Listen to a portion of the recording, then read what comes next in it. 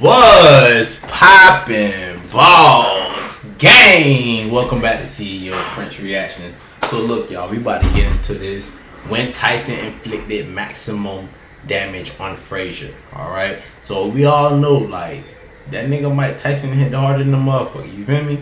So we finna watch some clips of how he did Frazier. There's some things that we missed, I guess, in this video. So you about to watch it. Make sure you get your likes, you know what I'm saying? Get your likes in right now. It's the perfect time. You don't gotta watch the video to know that you're gonna like it. You feel me? You do, but you don't. You feel me? Make sure you go to that comment section, leave a comment on what videos you want me to react to, and hit that subscribe button. You already know what time it is. Hey, we almost at 3K. Responsibility not just to win your fight, but also to entertain. Absolutely. Any fighter in general would think their main objective is to make the audience go home and let them know they had witnessed something that was incredibly special. Welcome back to the Big Fight Recap here on BLTV Classic. If he doesn't die, it doesn't count. If he's not dead, it doesn't count. On today's video, we look if he ain't dead, it don't count. Here. Imagine going to a fight and the nigga say, if he ain't dead, it don't count, bro. I ain't gonna lie, like, I'd be like, I don't know if I want to fight, bro. Like, I'm willing to fight, but I ain't trying to die. You know what I'm saying? Mike, that's a different type of level. Heavyweight boxing legend. With my pop in my corner, I don't see any way that I can lose. Something about this occasion made Tyson extremely enraged, exasperated, and eager to close the show as quickly as possible. Your pops ain't gonna sell you, boy. The 30, they call that bitch a massacre. They said the 30-second massacre. Like, man, you know how bad you gotta beat somebody up to call it a massacre? A massacre? By the fall of '86, the Tyson hype train was back to full throttle after his impeccable one-round and gross. It's very difficult with a that kid boy who went to throws sleep. hydrogen bombs to get an experience. To this point, Team Tyson was still matching the prodigy relatively lightly, despite every boxing fan, including Mike himself, convinced he had the tools to mix it up with the current champions in the heavyweight division. I'm starting to think that you're unstoppable. Do you feel that you're the best heavyweight in the world, that you can step in with anybody right now? I feel I'm the best fighter in the world. Watching a fighter as brilliant as Mike Tyson being steered away from a title shot was frustrating for the boxing community. Yet, in retrospect, his managers, Jim Jacobs and Bill Payton, were not only aiding Mike in building an impressive unbeaten record, they were, more importantly, ensuring the development of a raw young talent that, once he secured his title shot, was the complete... He put niggas to sleep. I look everything over carefully, and then I send him in to do the job.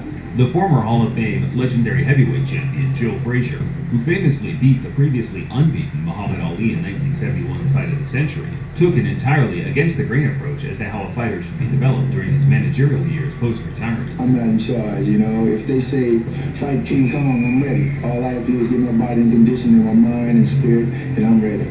Smoke and chill the attitude. If you're going to be a journeyman boxer, there's no point in beating around the bush. As the fighters he trained, such as James Schuler, Burt Cooper, and son Marvis, quickly found out once they were under his tutelage. If I couldn't train these boys, or I couldn't live with these boys, I'd be the first guy to get the hell out of the way. Marvis embraced his father's philosophy, where after a very brief amateur career, he began fighting legitimate top contenders inside his first 10 fights as a pro. Getsowski as he backs him into the ropes above us. Two lefts and a right hand, all by Marvis Frazier, almost scored. Marvis beat Steve Zuski, James Broad, and Joe Buckner in his first few fights. In doing so, he never looked like a world beater, more so a man determined to at least fill a sliver of his father's boots. Joe pushed his son to the complete deep end in 1983, having Marvis face off with the #1 heavyweight in the world, Larry Holmes, who at the time had a record of 44-0.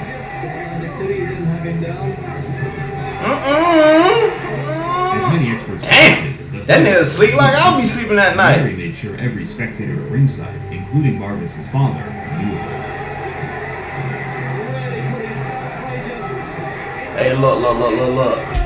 Niggas start hitting me like that, I'm going for it. Like, I'm only gonna take a couple more hits, and I'm cat, bop, bop. No way, no, you ain't finna keep hitting me like that, boy. What you think this is? What? What you think this is? I ain't finna let nobody hit me like that. Y'all crazy as hell, Joe never lost faith in his son, though, pushing him even harder in the direct aftermath, where Marvis regained momentum with impressive wins over Quick Tillis and Bone Crusher Smith. Whether the Fraziers genuinely felt they were ready for Tyson or not, Marvis's ranking among the sanctioning bodies put him in the direct firing line of the most devastating contender in world boxing.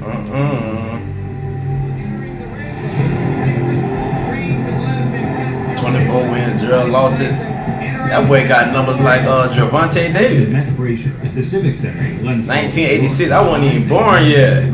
Tyson paced up and down the ring during the introductions, angry and eager to one-up what Holmes did a couple of years prior.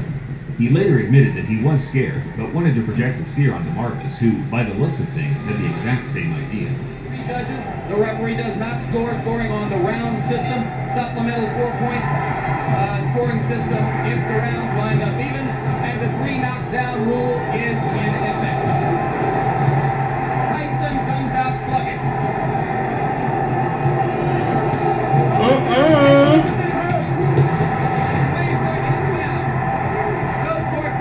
That nigga sleep for real. Like, I thought we be using the term like as like, you feel me? We be using the term like as in like, oh yeah, you down, you out, you feel me?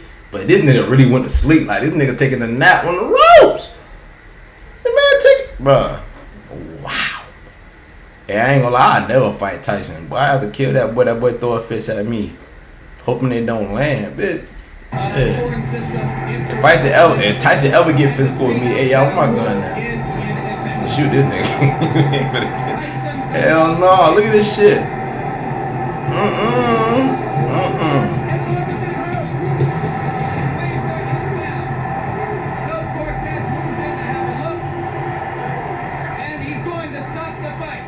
Frazier became Tyson's fastest ever victim, out on his feet, absorbing devastating power punches that left him slumped in the corner inside 30 seconds.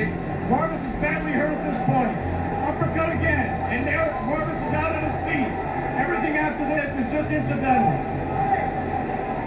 It took a while for Tyson to calm down, pumped up after his, on paper, best win to date. But once he did, he sent a chilling message to the current champions. And I came out and I was confident. I knew the fight. I told Demon I was going to stop him in the first round. In your mind, if your managers Jim Jacobs and Bill Cate and your trainer Kevin Rooney came to you and said, Mike, we think you're ready for a title shot tomorrow, would you agree with them at this point? Most definitely. Anytime if my manager and my trainer feel that I'm confident and they're willing to put me in a title and they're sure I could beat the champion, I'm sure I could beat them also. Of the 3 champions, who would you like to fight and why? Anybody my trainer put me in with, because I'm confident I could beat any fighter in the world. With only 21 fights to his name, Marvis Frazier hung up the gloves for good, proud of what he achieved in such a short amount of time. I personally never bought Marvis's career trajectory. On paper, it looks naive, but the truth is he had unconditional love for his son, and I think both were just living a bit of a delusion regarding his potential. Marvis has kept a low profile since retirement, but in this interview from a few years ago, he admits that trying to follow in his father's footsteps was always going to be a near impossible task. It feels to stand in the shadow of Joe Frazier, and to me, I always thought I was standing in the light because it's a great legacy. You know, my father could have been, a drug dealer. He could have been in prison. He could be a bum on the streets on Skid Row. My dad is smoking Joe Frazier. Bruh, he hit the man so hard, bruh. That nigga went to sleep sitting up, nigga. Like, imagine like I'm just sitting here, you just see me.